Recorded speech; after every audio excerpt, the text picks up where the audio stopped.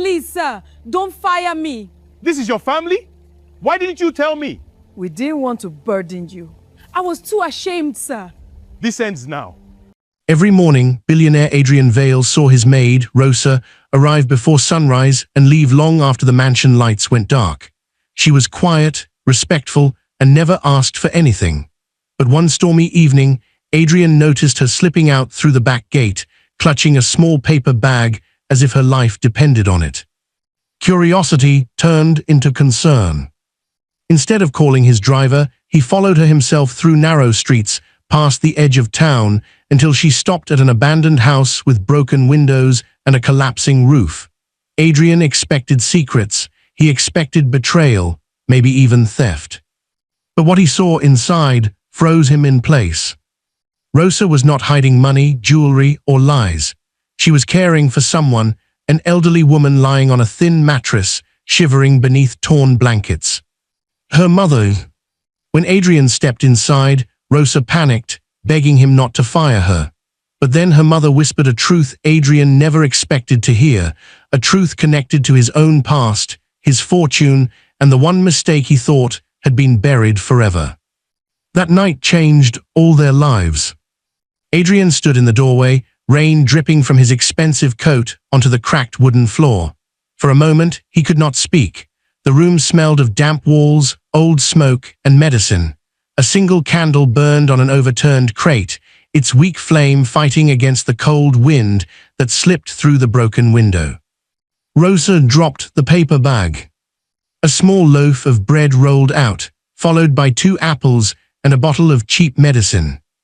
"Mr. Vale," she whispered, her face losing all color. "Please, I can explain." Adrian's eyes moved from her trembling hands to the woman on the mattress. The woman looked fragile, her gray hair spread across a folded sweater that served as a pillow. Her cheeks were hollow, but her eyes were wide open, watching him with a strange intensity. "This is where you come every night?" Adrian asked quietly. Rosa swallowed hard. "Yes, sir." "And this is your mother?" Rosa nodded. "Her name is Elena." Adrian stepped inside, careful not to touch the loose boards beneath his shoes. He had owned hotels in Paris, towers in New York, and private villas on islands most people only saw in magazines. Yet here, in this broken house at the forgotten edge of town, he felt poorer than he had ever felt in his life. "Why didn't you tell me?" he asked. Rosa bent down quickly, gathering the bread and apples as if keeping busy would stop her tears. "Because I needed the job. I thought if you knew I was sleeping here, if you knew I had nowhere proper to live, you would think I was unreliable. I would not have fired you for being poor." "You are a billionaire, sir," Rosa said, her voice shaking but honest. "People like you do not always understand what frightens people like me."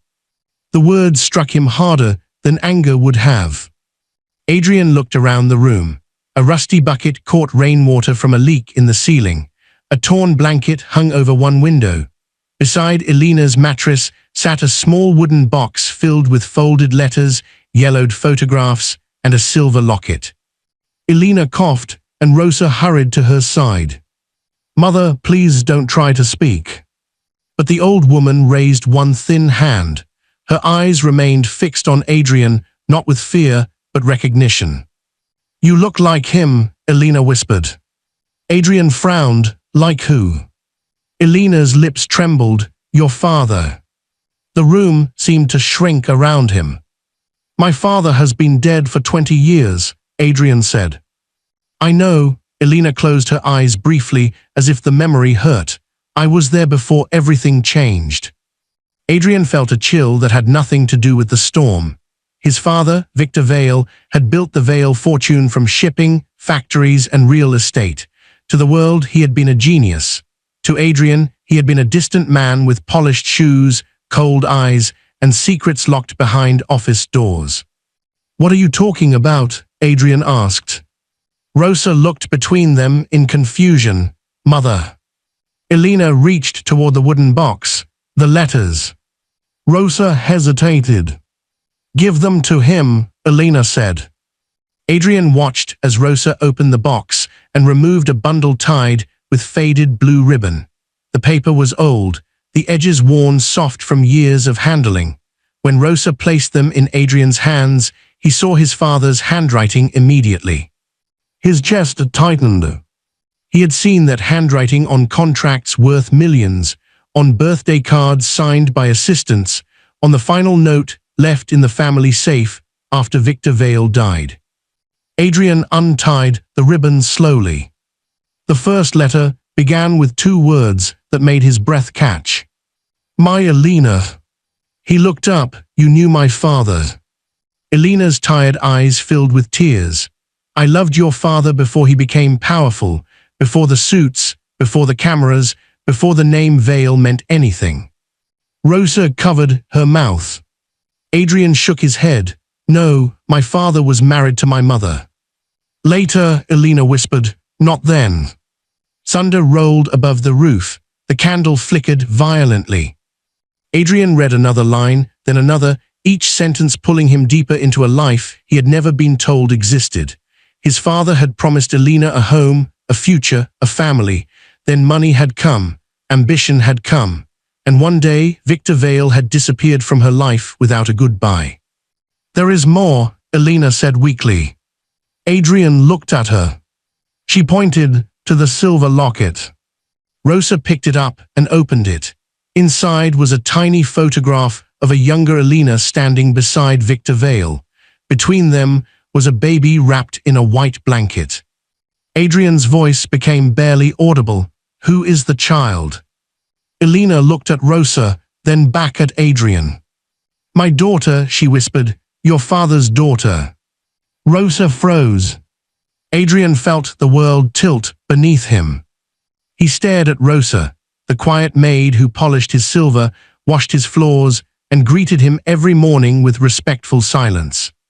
And for the first time, he truly saw her. Rosa, he said slowly, you're my sister. Rosa stepped back, as if the words had burned her. No, she whispered, that cannot be true. Elena began to cry, silently and painfully, the way people cry when they have carried a truth for too long. Adrian looked down at the letters again, his father's promises, his father's betrayal, his father's hidden family. Outside, the storm raged on. Inside, 3 lives stood on the edge of a truth none of them could escape. Rosa stared at Adrian as though he had spoken in a language she did not understand. Zisto. The word hung in the cold room like smoke. She had spent nearly 2 years working inside the Vale mansion, scrubbing marble floors, polishing glass tables, washing sheets that cost more than a month of her wages. She had walked past Adrian Vale's portraits in the hallway. She had served him coffee in silence. She had lowered her eyes whenever he entered a room. Now he stood before her, soaked by rain, holding old letters that claimed they shared the same blood. No, Rosa said again, shaking her head. No, mother, tell him you are confused. Tell him the fever is making you say strange things. Elena's face crumpled. I wish I could, she whispered. I wish this secret had never touched you. Rosa backed toward the wall. You told me my father died before I was born. He did die, Elena said, tears slipping down her temples. Just not in the way I told you. Adrian folded the letters carefully, though his hands were unsteady. He had faced boardrooms full of enemies without blinking. He had negotiated hostile takeovers, lost millions in a single morning, and watched reporters try to destroy his reputation. None of it had prepared him for this room, this woman, this truth. Why did you never come forward? He asked Elena. If this is true, if Rosa was my father's daughter, why didn't you demand help? Elena's gaze hardened for the first time. I tried. Adrian went still. When Rosa was 6 months old, I went to Victor's office, Elena said. I waited outside for 3 hours with her in my arms. His assistant came out and told me Mr. Vale was unavailable. I refused to leave. Then 2 men escorted me from the building. Adrian's jaw tightened. I wrote letters, Elena continued. Many letters. At first, I begged him to see his daughter. Later, I begged him only for medicine when Rosa became sick. Every letter came back unopened. Rosa covered her face, but she did not cry, not yet. The shock was too large for tears. Adrian looked at the bundle in his hand. These letters were from him to you. Yes, Elena said, from before he became Victor Vale, the empire builder. Back then, he was just Victor, a young man with big dreams and empty pockets. He said he loved me. He said when his first investment succeeded, we would marry. Adrian remembered the official story. His father had met his mother, Catherine, at a charity gala. Their marriage had been described in newspapers as a union of elegance and ambition. Adrian had grown up believing his family history began there, under chandeliers and champagne towers. But history, he now realized, often looked cleaner when rich men paid others to polish it. Did my mother know? He asked. Elena looked away. That answer was enough. Rosa lowered her hands. Your mother knew. Elena's voice became softer. Catherine Vale came to see me once. Adrian felt his stomach twist. When Rosa was almost 1 year old, she arrived in a black car. She wore pearls. I remember because Rosa kept reaching for them. Elena gave a broken smile, then lost it quickly. Catherine told me Victor had made his choice. She said if I loved my daughter, I would stop chasing a man who did not want us. Rosa's voice was small, and you believed her. I was young, poor, alone. Elena looked at Adrian. Your mother gave me an envelope of money. She said it was all I would ever receive. I threw it back at her. Adrian closed his eyes. The mother he remembered had been graceful, strict, and proud. She had taught him manners, posture, and the importance of protecting the family name. He had loved her, but in that moment, he wondered how much of that family name had been protected by cruelty. Rosa moved toward the door. I need air. Adrian stepped aside, but she stopped before passing him. Did you know? She asked. No, he said immediately. I swear I didn't. Rosa searched his face, trying to find a lie. She found only confusion, guilt, and something that looked painfully like grief. She stepped out into the rain. Adrian followed after a moment, leaving Elena resting beneath the blankets. Rosa stood under the broken porch roof, hugging herself against the cold. The abandoned yard was overgrown with weeds. Water ran in streams along the dirt path.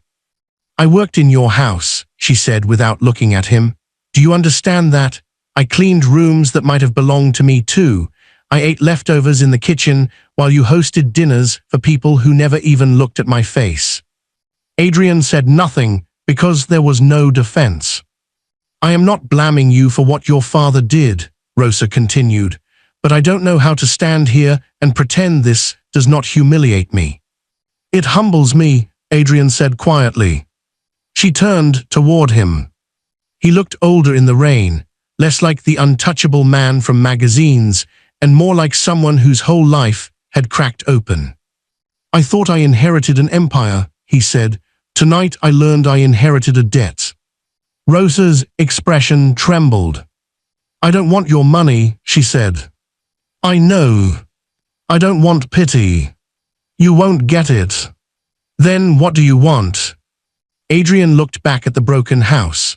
Through the doorway, he could see Elena lying beneath torn blankets, surrounded by proof that his family had abandoned her. I want to make this right, he said. Rosa let out a bitter laugh. You cannot make this right. You cannot return 30 years. You cannot give my mother back her health. You cannot turn me from a maid into a daughter with one sentence. No, Adrian admitted, I can't. The honesty silenced her. But I can get your mother a doctor tonight, he said. I can get you both somewhere warm, and tomorrow I can begin finding out who else knew the truth. Rosa studied him carefully. Why? Because if my father buried this, Adrian said, he may have buried more. A flash of lightning lit the yard. Behind them, Elena suddenly coughed hard enough that Rosa spun around in terror. Mother! They rushed inside together. Elena's breathing had grown shallow. Her hand clutched the blanket near her chest. Adrian pulled out his phone. The signal flickered, then caught. This is Adrian Vale, he said into the call, his voice sharp with authority. "Send my private physician and an ambulance to my location immediately." Rosa knelt beside her mother, whispering prayers. Elena opened her eyes and looked at Adrian. "There is one more thing," she breathed. "Save your strength," Rosa begged. But Elena shook her head. "The safe," she whispered. "Victor kept a safe behind the portrait in his study. He told me once, if anything ever happened, the truth would be there." Adrian's blood turned cold. His father's study had remained locked for 20 years. And by morning, he knew that locked room would either confirm everything or destroy what little he still believed about his family. By the time the ambulance arrived, the storm had begun to soften into a cold, miserable drizzle. Rosa rode with her mother, refusing to let go of Elena's hand as the paramedics carried her out of the abandoned house. Adrian followed in his car, not the long black limousine waiting at the mansion, but his own dark sedan, the one he drove when he wanted the world to forget he was Adrian Vale. At the hospital, money moved faster than fear. Doctors appeared, nurses rushed Elena into a private room, warm blankets replaced the torn ones, a clean pillow supported her head, machines blinked beside her bed, measuring the fragile rhythm of a woman who had carried too much pain for too many years. Rosa stood near the doorway, arms folded tightly across her chest. Adrian watched her from a few steps away, careful not to crowd her. She looked exhausted. Her maid's uniform was wet at the hem, her hair loose from its pins, her face pale with worry, yet there was something strong in the way she stood. She had survived without the Vale name, without protection, without anyone opening doors for her. He wondered if she was stronger than he had ever been. "The doctors said she's stable," Adrian said softly. Rosa nodded, but did not look at him. "Stable is not healed." "No," he said, "it is." For a while they listened to the soft sounds of the hospital hallway. Shoes squeaked. A phone rang. Somewhere nearby, a child laughed, and the sound felt strange beside so much heaviness. Then Rosa spoke. "Are you going to the study?" Adrian looked at her. "My mother mentioned the safe," she said. "You want to know what is inside?" "Yes, so do I." Adrian hesitated. "You should stay with her." Rosa turned then, her eyes red but steady. "For 30 years, my mother stayed silent for me. She thought she was protecting me from shame. Tonight, she finally spoke. I will not hide from the truth now." Adrian saw that arguing would only insult her. "All right," he said, "we go together." They returned to the Vale mansion just before dawn. The house rose at the top of the hill like a palace made for people who never had to apologize. Tall windows glowed faintly. Stone lions guarded the steps. Inside, every hallway smelled of polished wood, expensive flowers, and old power. Rosa had entered that house hundreds of times through the service entrance. That morning, Adrian brought her through the front door. She noticed, he saw that she noticed, neither of them said anything. The butler, Malcolm, appeared from the main hall, wearing a robe over his nightclothes and confusion on his usually calm face. "Mr. Vale, is everything all right?" "No," Adrian said. "Wake Mrs. Hargrove and tell the staff they have the morning off." Malcolm blinked. "The entire staff, sir?" "Yes, paid." His eyes flicked briefly to Rosa. "Of course, sir." As Malcolm hurried away, Rosa looked around the grand entrance hall. Her gaze moved from the sweeping staircase to the crystal chandelier to the enormous portrait of Victor Vale hanging above the fireplace. Adrian followed her eyes. His father stared down at them in oil paint, proud and unsmiling. "He looks colder than I remember," Adrian said.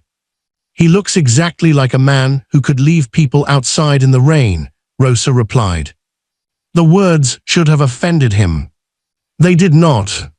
Adrian led her down the east corridor, past rooms kept more for history than use.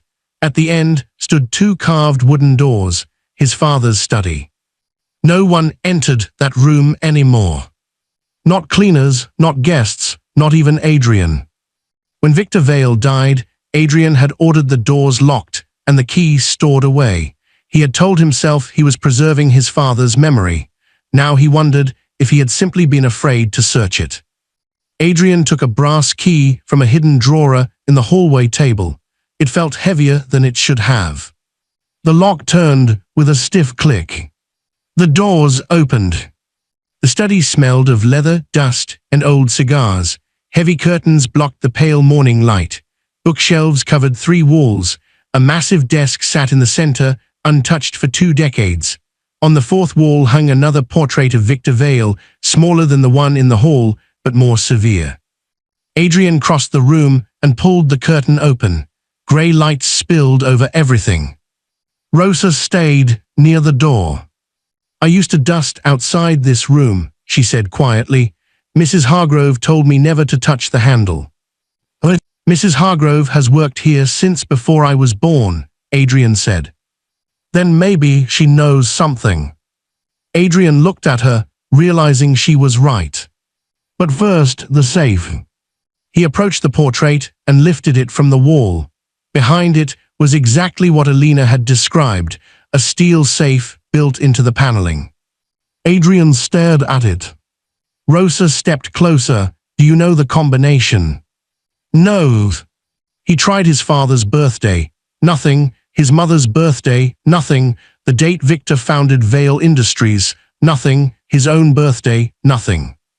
Rosa watched silently, then said, "Try my mother." Adrian looked back. "She said he loved her once," Rosa said. "Maybe before he became cruel, he used a date that meant something." Adrian entered the numbers Rosa gave him. The safe clicked. For a moment, neither of them moved. Then Adrian opened it. Inside were stacks of documents, old photographs, and a sealed envelope marked in Victor Vale's handwriting. "For Adrian." His throat tightened. He took the envelope first. The paper was yellowed, but the seal remained intact. His name looked strange, written by the man who had raised him with distance instead of warmth. Rosa's voice was low. "Open it." Adrian broke the seal. The letter inside was brief. "My son, if you are reading this, then the past has finally found its way into this room. There are truths I lacked the courage to face while living. Elena Morales deserved better from me. Her child deserved my name. I told myself wealth required sacrifice, but the truth is simpler. I was a coward." Adrian stopped reading, his vision blurred. Rosa took a step back, as if the words had struck her too. He forced himself to continue. "I provided money through intermediaries, but I allowed Catherine and my advisors to convince me direct contact would damage the company, the marriage, and your future. I signed documents acknowledging the child privately. They are enclosed. If justice still matters to you, do what I did not." Adrian lowered the letter. Rosa was crying now, but quietly, her tears slipping down her face without sound.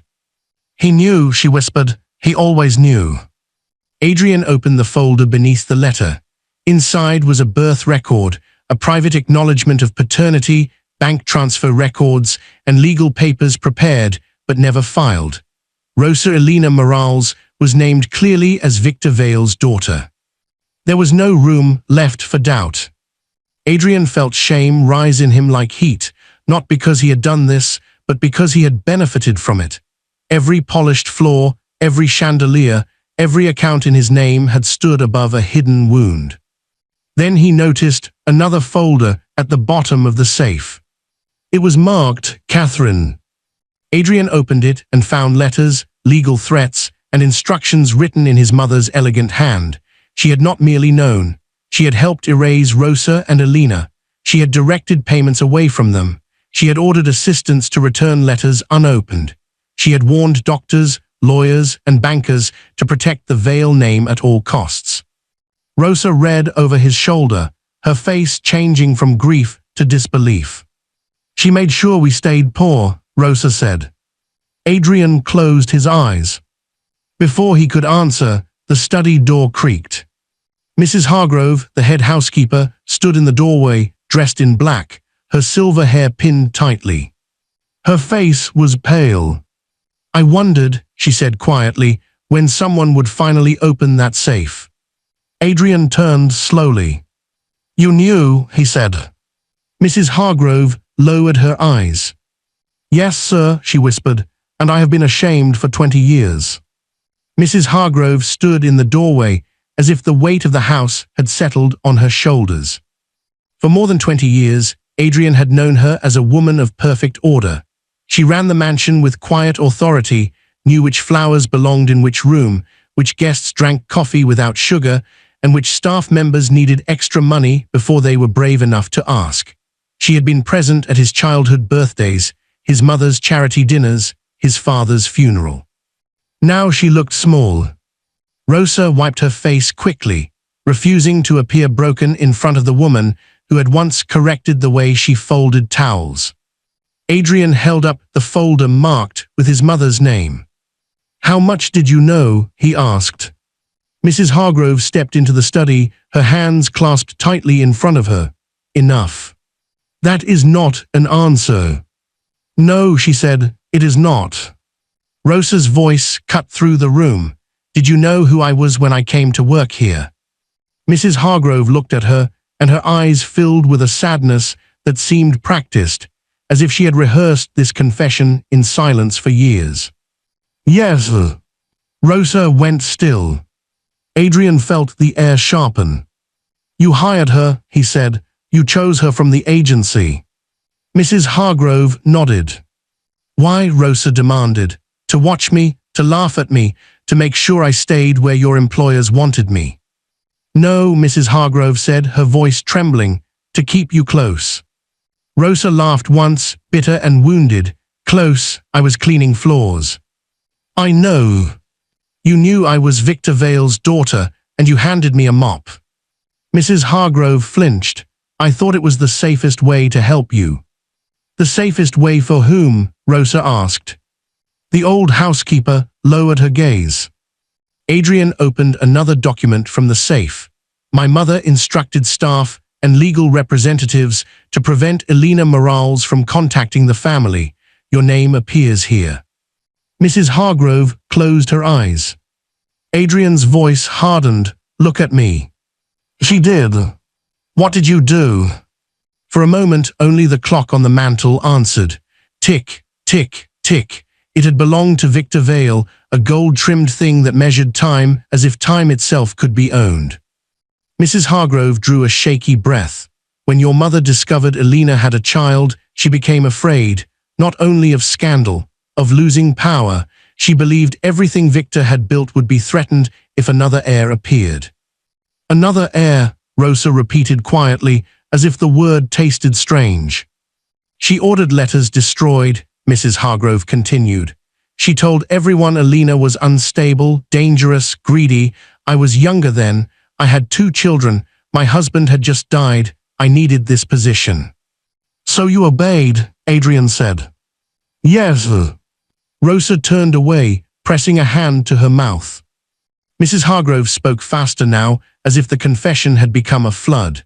But I did not destroy everything. Some letters I hid, some records I copied. When Mr. Vale became ill near the end, he called me into this room. He gave me instructions. He said if Elena or the child ever appeared, I was to make sure they were not turned away. Adrian looked at the safe, and yet they were. Yes, she whispered, because by then Mrs. Vale controlled the house. After your father died, I was afraid of her. Even after she died, I was afraid of what the truth would do to you. To me, Adrian asked, or to the Vale name. Mrs. Hargrove did not answer. That silence was answer enough. Rosa faced her again. Her tears were gone now. Something firmer had replaced them. When my mother wrote for help, did you see those letters? Mrs. Hargrove's lips parted, but no sound came. Rosa stepped closer. Did you see them? Yes. My mother begged for medicine, for rent, for anything. I know. And you let us suffer. Mrs. Hargrove's face collapsed. I sent money when I could, small amounts, through charities, through church collections. I never knew if it reached you. Rosa stared at her in disbelief. Do you want me to thank you for crumbs? No, Mrs. Hargrove said, weeping now. I want you to know I was wrong. Adrian watched Rosa's hands curl into fists at her sides. He wanted to speak for her, defend her, punish someone for her pain. But he understood this moment did not belong to him. Rosa had lived the injury. Rosa deserved the answer. My mother was proud, Rosa said. She would sew torn clothes rather than beg. She would skip meals and tell me she had eaten earlier. She told me my father was dead because that was kinder than telling me he was rich and ashamed. Mrs. Hargrove nodded through tears. And all this time, Rosa continued, I came into this house and you knew. I am sorry, Mrs. Hargrove whispered. Rosa shook her head. Sorry is a small word for a large wound. The room fell silent. Adrian placed Victor's letter on the desk. This cannot remain hidden. Mrs. Hargrove looked at him with alarm. Sir, if the public learns. If the public learns, Adrian interrupted, then the public learns the truth. It could damage the company. The company survived because a woman and her child were erased. Mrs. Hargrove looked down. Adrian turned to Rosa. I will call my lawyers. Today, the paternity acknowledgement, the records, the transfers, everything will be reviewed. Your mother will receive care. You will have legal recognition if you want it. Rosa looked overwhelmed. You say that as if a lawyer can hand me a life. No, Adrian said, but a lawyer can return what was stolen. Before Rosa could answer, Adrian's phone rang. The hospital. He answered immediately, yes. His expression changed. Rosa's face drained. What happened? Adrian listened, then lowered the phone slowly. Elena is awake, he said. She is asking for both of us. Rosa moved first, nearly running from the room. Adrian gathered the documents from the safe, placing them back into the folder with careful hands. At the door, he paused and looked at Mrs. Hargrove. You will come with us, he said.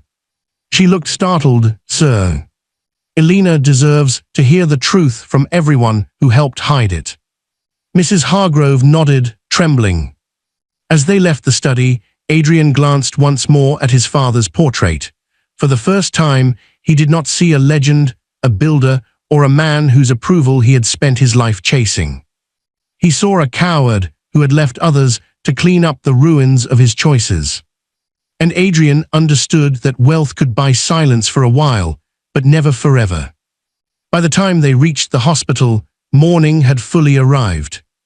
Sunlight pressed against the tall windows of Elena's private room, pale and gentle, touching everything the night had made frightening.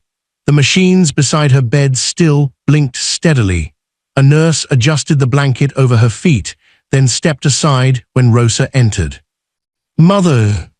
Rosa rushed to the bed and took Elena's hand. Elena looked weaker than before, but her eyes were clearer. She studied her daughter's face, then Adrian's, then Mrs. Hargrove standing near the doorway like a woman waiting for judgment. You opened the safe, Elena said. Adrian nodded, yes. And his voice softened. Everything you said was true. Elena closed her eyes. Tears slipped slowly down her cheeks, but her expression was not one of surprise. It was relief. After so many years of being doubted, ignored, and pushed aside, proof had finally spoken for her. Rosa sat beside the bed. Why didn't you tell me? Elena turned toward her daughter with pain in her eyes. Because I was ashamed. You had nothing to be ashamed of. I know that now, Elena whispered, but shame is strange. Sometimes it belongs to the person who hurt you, yet somehow you carry it for them. Rosa lowered her head onto their joined hands. Adrian stood at the foot of the bed, holding the folder from the safe. He had brought only copies of the most important papers, not wanting to overwhelm Elena, but she looked at them as if they were ghosts made visible. My father wrote that he sent money through intermediaries, Adrian said. Did you ever receive it? Elena shook her head. Once, a small amount when Rosa was 2, after that nothing. Mrs. Hargrove made a quiet sound from the doorway. Adrian turned, "You know why." The old housekeeper stepped forward, her face pale with guilt. Mrs. Vale stopped most of the payments. She told the lawyers Elena had disappeared. She said sending more money would only invite blackmail. Elena gave a tired smile with no warmth in it. Blackmail, that is what they called a mother asking a father to help his child. Rosa's grip tightened. Mrs. Hargrove clasped her hands. "Elena, I am sorry. I should have done more. I knew pieces of the truth, and I chose comfort over courage." For a long moment, Elena did not answer. The silence was not empty. It was full of winters survived without heat, birthdays celebrated with borrowed candles, nights spent praying a sick child would keep breathing until morning. It was full of every letter returned unopened, and every door closed by someone who knew better. At last, Elena spoke. "I spent years hating you," she said. Mrs. Hargrove bowed her head. "But hate is heavy," Elena continued. "I am too tired to carry it now." The housekeeper began to cry. "That does not mean I forgive everything," Elena said. "Forgiveness is not a curtain you pull over the truth. The truth must stay visible." Adrian looked at her with quiet respect. "It will." Elena turned to him. "And you, Adrian Vale, what will you do with your father's name now?" The question struck deeper than accusation. All his life, Adrian had believed the Vale name was something to protect. It had opened doors, silenced critics, inspired fear, and drawn admiration. People lowered their voices when they said it. Investors trusted it. Politicians courted it. Museums engraved it on marble walls. But in that hospital room, the name felt less like a crown and more like a debt. "I don't know yet," he admitted, "but I know I won't protect it with lies." Elena watched him carefully. "Your father was not always cruel." Rosa looked up, hurt flashing across her face. "Mother." "I am not excusing him," Elena said gently, "but you deserve the whole truth, not only the ugly part." Rosa fell silent. Elena's gaze drifted toward the window, as if she could see decades unfolding in the bright glass. "Victor was poor when I met him. Proud, stubborn, full of impossible dreams. He used to fix machines at the docks. His hands were always cut. He would come to my mother's bakery with grease on his shirt and ask for day-old bread because it was cheaper." Adrian listened, stunned. His father had never spoken of hunger. "He made me laugh," Elena continued. "He said one day he would own ships instead of repairing them. I believed him, not because of the dream, but because of the fire in him." Her voice weakened, and Rosa reached for the water glass. Elena drank a little, then continued. "When I became pregnant, he was frightened, but he held me and said we would manage. Then investors came. Catherine's family came. They offered him money, connections, a future he could not resist. He told me he needed time." Elena looked at Adrian. Time became silence. Adrian lowered his eyes. "I wanted Rosa to know she was born from love," Elena said, "even if that love became cowardice." Rosa's face softened, but the pain remained. "I don't know what to do with that." "You do not have to know today," Elena said. Adrian placed the folder on the bedside table. "There is a legal acknowledgement of paternity. It names Rosa clearly. My lawyers can use it." Rosa looked at him. "Use it for what?" "For recognition, inheritance, ownership rights, whatever you choose to pursue." Rosa stood slowly. "And what happens when people find out? When reporters come, when they call my mother names, when they say I appeared for money?" "I will stand beside you," Adrian said. "That may not stop them." "No," he admitted, "but I will not let you stand alone." Elena's eyes moved between them. "You both lost something before you even met. Rosa lost a father, Adrian lost the truth." Those words settled gently but heavily. Then Elena reached for Rosa with one hand and Adrian with the other. Adrian hesitated only a second before taking it. Her fingers were fragile, but her grip was firm. "You are not enemies," she whispered. "Do not let dead people make you enemies." Rosa looked at Adrian, and for the first time since the abandoned house, there was no anger in her eyes, only uncertainty. Adrian said, "I don't expect you to accept me as family today." "Good," Rosa replied, her voice rough. A faint smile touched Elena's lips. But Rosa added, "I want to know what he took from us." Adrian nodded, "Then we find out." Mrs. Hargrove stepped closer. "There is someone else you should speak to." All three turned toward her. "Who?" Adrian asked. "Leonard Pike," she said, "your father's former attorney. He handled the private documents. He is retired now, but he knows where the original will is." Adrian frowned. "The original will?" Mrs. Hargrove nodded. "The one your mother replaced." The room changed. Rosa slowly stood. Adrian felt the old empire tremble beneath his feet. Because if there was another will, then Victor Vale had not merely hidden a daughter. He may have tried to leave her everything she was denied. Leonard Pike lived in a modest brick house behind a row of cedar trees, far from the marble towers and glass offices that carried the Vale name. Adrian had expected his father's former attorney to live like the keeper of a billionaire's secrets should, behind gates, beside a pool, surrounded by evidence of quiet reward. Instead, Leonard opened the door himself, wearing a worn cardigan, thick glasses, and the expression of a man who had been expecting the past to knock eventually. His eyes moved from Adrian to Rosa, then to Mrs. Hargrove. "So," he said softly, "Elena finally told you." Rosa stiffened. "You knew my mother." Leonard stepped aside. "Come in." They entered a small study lined with books and cardboard archive boxes. Unlike Victor Vale's study, this room did not smell of power. It smelled of paper, dust, and old regret. Leonard lowered himself into a chair. "I met your mother twice. The first time she was young and terrified, holding you in her arms.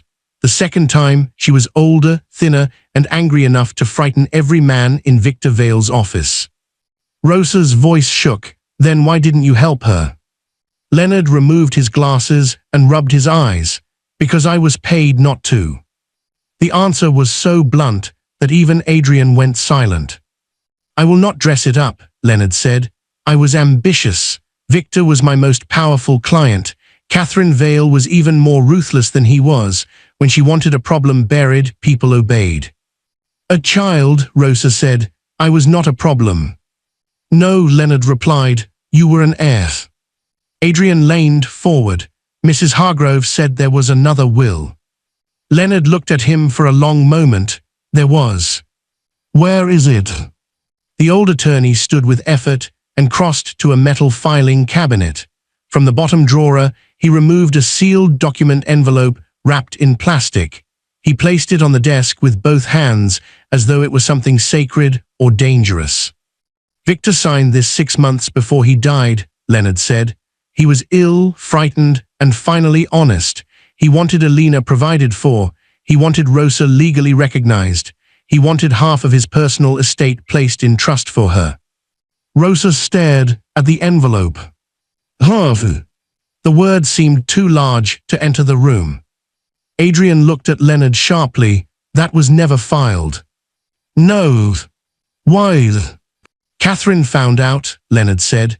"She threatened to ruin me, expose every dirty favor I had done for the family, and bury the firm I had spent my life building. Then Victor died, and the will presented to the court was the one she approved." Adrian's voice turned cold. "You helped commit fraud." Leonard did not look away. "Yes." Rosa stood so suddenly her chair scraped the floor. "My mother lived in abandoned rooms. She was sick without proper care. I worked as a maid in a house where my father's portrait hung over me, and you kept this in a cabinet." Leonard's face crumpled. "I told myself I would come forward. Every year I told myself, then another year passed." "Regret is very convenient when it arrives late," Rosa said. Adrian rose and placed a steady hand on the desk.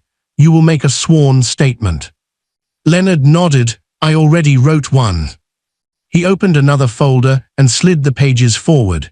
Names, dates, transfers, instructions from Catherine, my role in replacing the will, everything. Adrian looked at Rosa. This is enough to reopen the estate. Rosa did not look victorious. She looked exhausted. What does that mean? She asked. It means the court can recognize what was stolen, Adrian said. It means your mother can have security. It means you can decide what kind of life you want without begging anyone for permission. Rosa lowered her eyes to the sealed will. For years, she had believed money belonged to other people, people who spoke softly and were obeyed, people whose names were printed on buildings, people who did not count coins before buying medicine. Now a dead man's signature had placed a door in front of her. But opening, it did not feel like happiness. It felt like grief wearing a crown. 3 weeks later, the truth became public.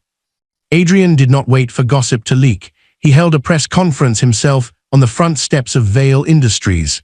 Rosa stood beside him in a simple navy dress. Elena sat nearby in a wheelchair, wrapped in a cream shawl, her face frail but proud. Reporters shouted questions before Adrian even reached the microphone. He waited until silence came. My father, Victor Vale, had a daughter whose existence was hidden by this family, Adrian said. Her name is Rosa Elena Morales. Her mother, Elena Morales, was denied dignity, support, and recognition. Documents have now confirmed that this was not an accident. It was a deliberate injustice. The cameras flashed. Adrian continued, voice steady. I benefited from a lie I did not create, but I refuse to continue benefiting from it in silence. Rosa looked at him then. Not with forgiveness, not fully, but with something like the beginning of trust. The legal battle lasted months, but the truth had momentum. Leonard Pike testified. Mrs. Hargrove testified. The original will was authenticated. The old records from Victor's safe matched bank files, letters, and private legal notes. In the end, Rosa was recognized as Victor Vale's daughter and rightful heir. But the moment that changed everything did not happen in court. It happened back at the mansion, in the grand hall beneath Victor's portrait. Rosa stood there with Adrian and Elena, looking up at the man whose choices had shaped all their lives. For the first time, she was not wearing a maid's uniform. She was not carrying linens. She was not invisible. Adrian looked at her. What do you want done with it? Rosa studied the portrait. For a while, she said nothing. Then she answered, take it down. Adrian nodded to the staff. The portrait was removed from the wall, leaving behind a pale square where it had hung for decades. In its place, Rosa asked for something else. Weeks later, a framed photograph appeared in the grand hall. It showed Elena as a young woman outside her mother's bakery, smiling beside baby Rosa in her arms. No jewels, no mansion, no empire. Just proof that they had existed before anyone tried to erase them. Elena moved into a warm cottage on the estate, close enough for Rosa to visit every day, but private enough to feel like her own home. Her health slowly improved. Rosa used part of her inheritance to build a foundation for abandoned women, sick parents, and children whose names had been left off important papers. She did not become Adrian's sister overnight. Some wounds needed patience. But every Sunday, Adrian came to Elena's cottage for dinner. At first, Rosa set 3 plates with awkward silence. Then, over time, stories filled the table. Elena told them about Victor before ambition swallowed him. Adrian told Rosa about the lonely boy behind the mansion walls. Rosa told him about hunger, pride, and the stubborn hope her mother had taught her. One evening, as sunset warmed the windows, Rosa poured tea and looked at Adrian across the table. I still don't know how to call you my brother, she said. Adrian nodded. You don't have to force it. She placed the cup in front of him. But you can come next Sunday, she said. For Adrian, it was more than an invitation. It was a beginning. And for Rosa, the maid who had once slipped through the back gate with bread and medicine, It was the first time she walked through the front door of her own life without fear.